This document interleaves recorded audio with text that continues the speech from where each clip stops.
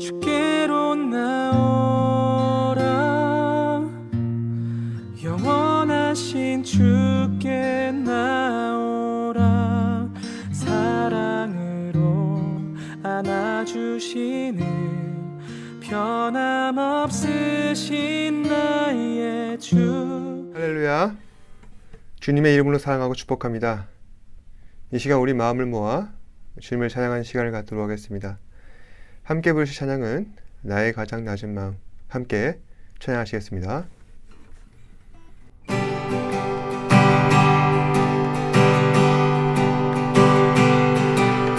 나의 가장 낮은 마음 주님께서 기뻐하시고 작은 일에 큰 기쁨을 느끼게 하시는도다.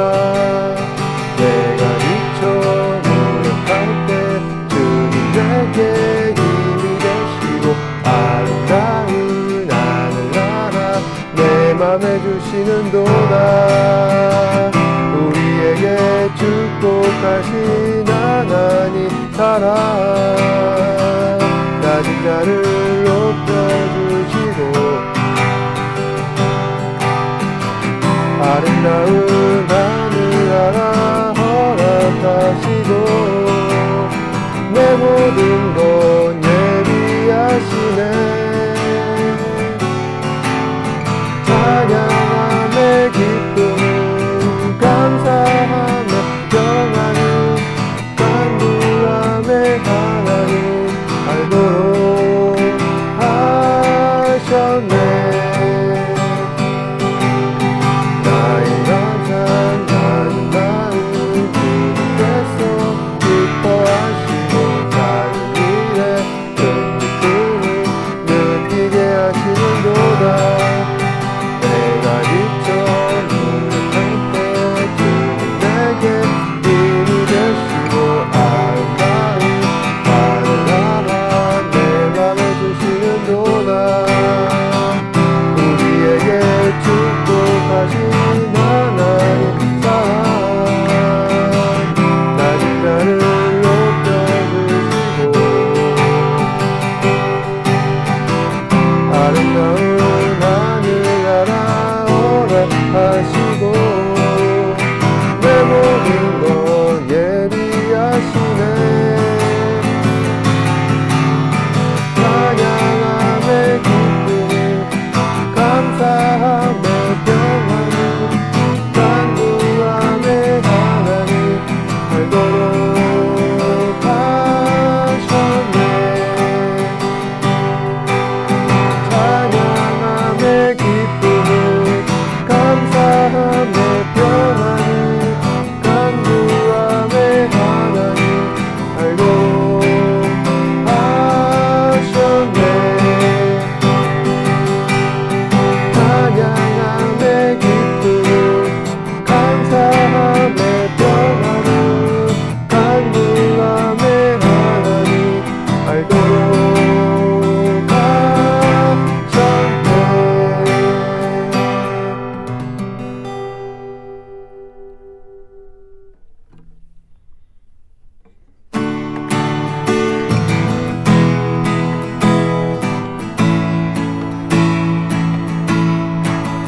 시작됐네. 우리 주님의 능력이 나의 삶을 다스리고 새롭게 하네. 자유하네. 죄와 사망으로부터 나의 삶은 변하구나. 충만하네. 그대로가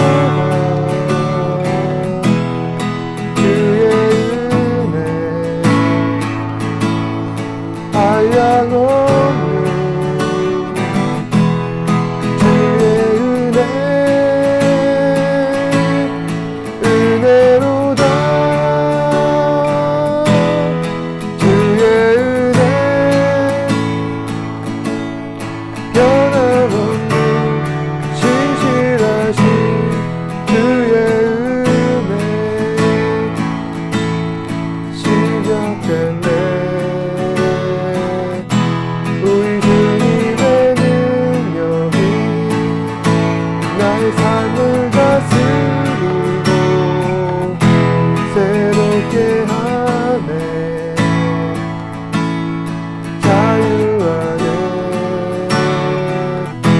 죄와 사망으로부터 나의 삶은 더 나오나 충만하네. 은혜로다 주의 은혜 한량없는 주의 은혜 은혜로다 주의 은혜 변함없는 진실하신 주의 은혜 은혜로다 주의 은혜 한량없는 주의 은혜 은혜로다 주의 은혜 변함없는 신실하신 주의 은혜 변함없는 진실하신 주의 은혜 변함없는 신실하신 주의 은혜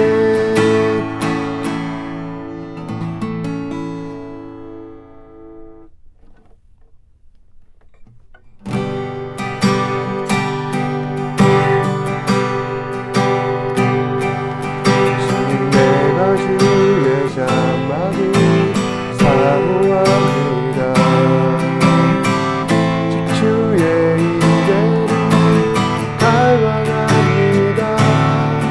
주의 집에서 하루가 다른 곳의 첫날보다 좋으니 그 사랑 안에 머물며 사랑 노래합니다.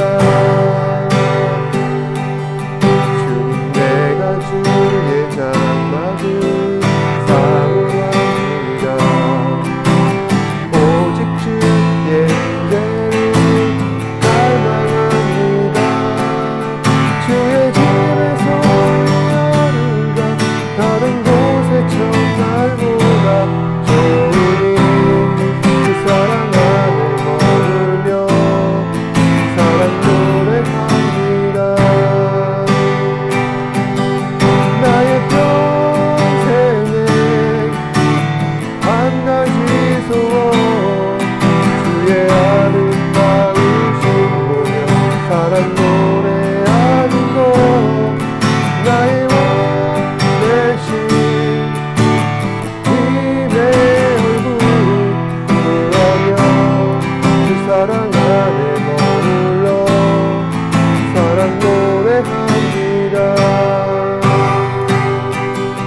주님 내가 주의 장막을 사모합니다.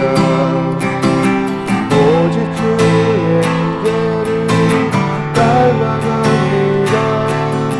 주의 집에서 하루가 다른 곳의 첫날보다 좋으니 그 사랑 안에 머물며 사랑 노래합니다. 나의 평생에 한 가지 소원 주의 아름다우신 보며 사랑 노래하는 것 나의 왕 대신 주님의 얼굴 보라며 그 사랑 안에 머물러 사랑 노래합니다. 나의 평생에 한 가지 소원 주의 아름다우신 보며 사랑 노래하는 것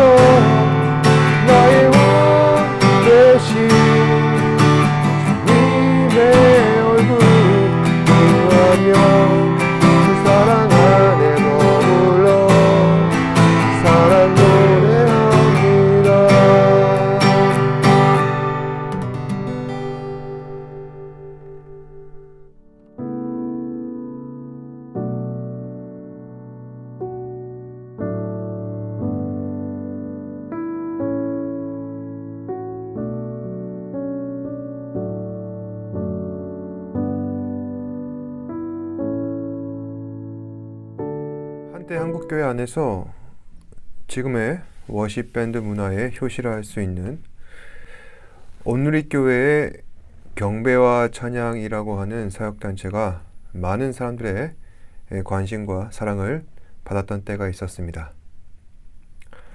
저도 어릴 적에 이 경배와 찬양 테이프를 사서 들으면서 언젠가 교회 안에서 제가 찬양팀을 조직하고 멋지고 아름다운 찬양을 하나님께 올릴 것을 꿈꾸던 때가 있었습니다.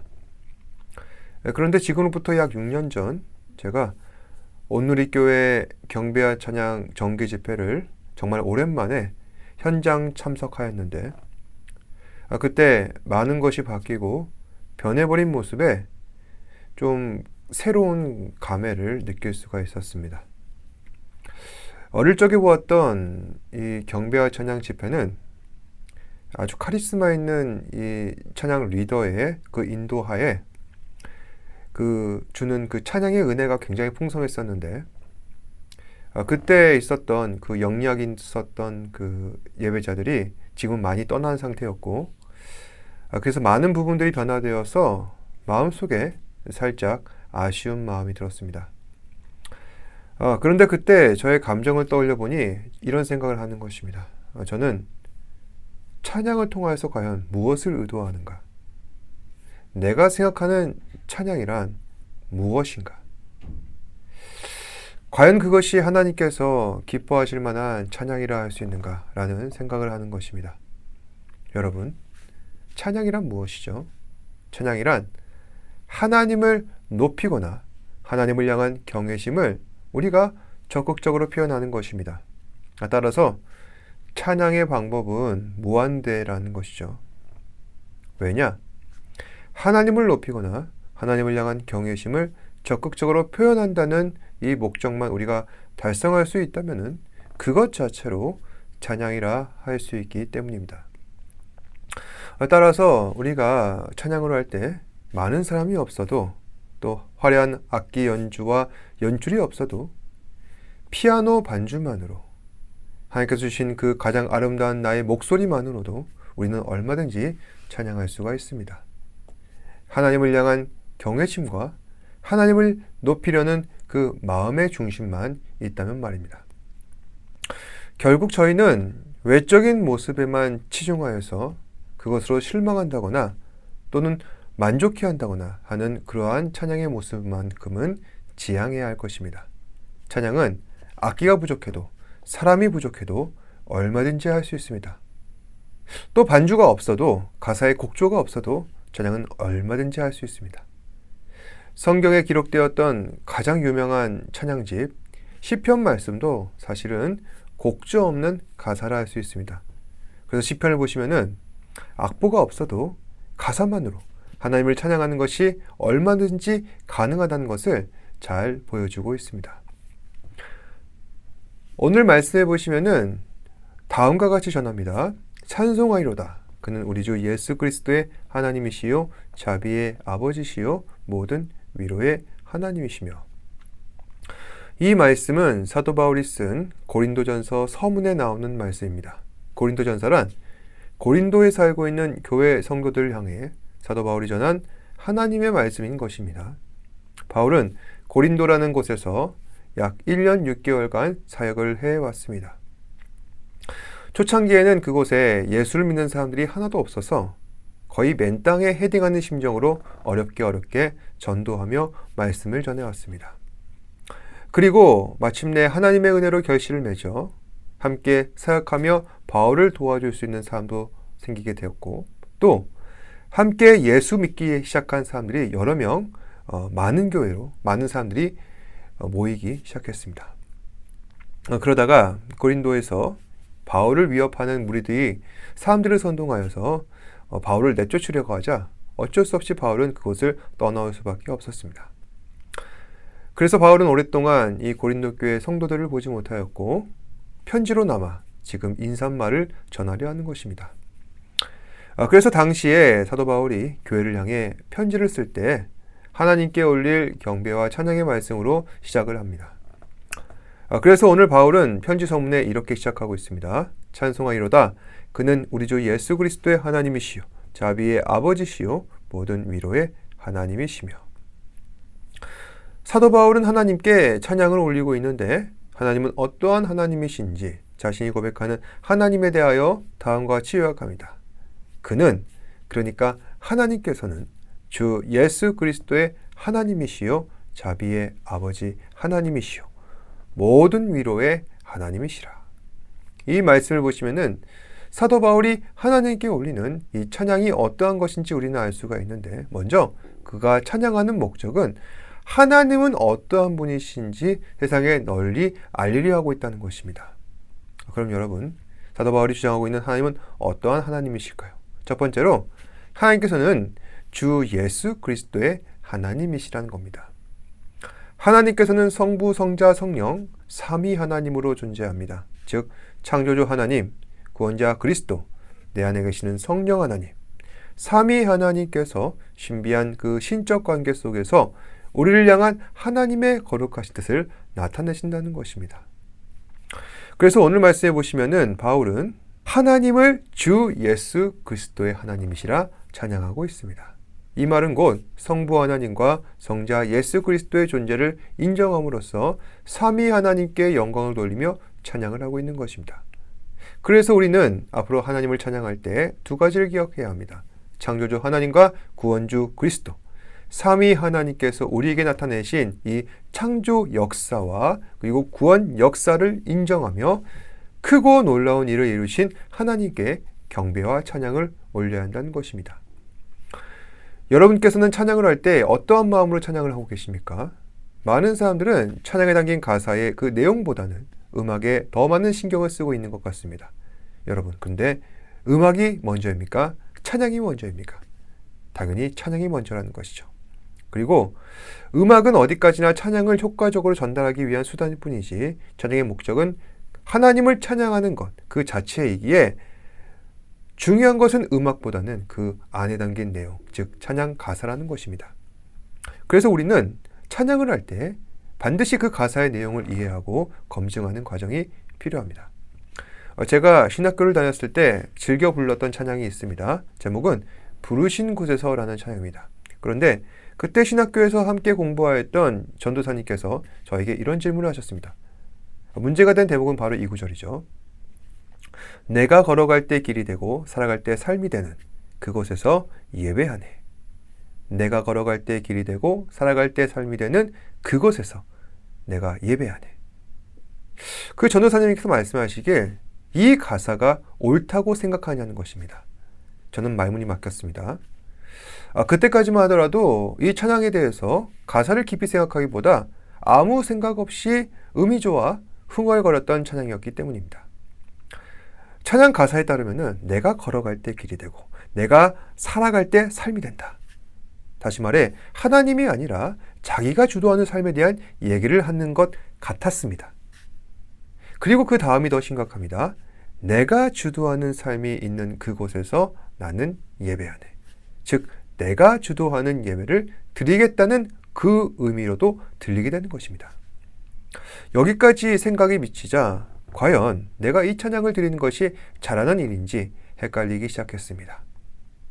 당황하는 저의 모습을 보자 그 전도사님께서는 이미 그 정도는 예상했다는 듯 빙긋 웃으며 말씀을 이어나가셨습니다. 그런데 전도사님, 그 다음에 무슨 구절이 이어지죠? 저에게 이야기하는 거죠.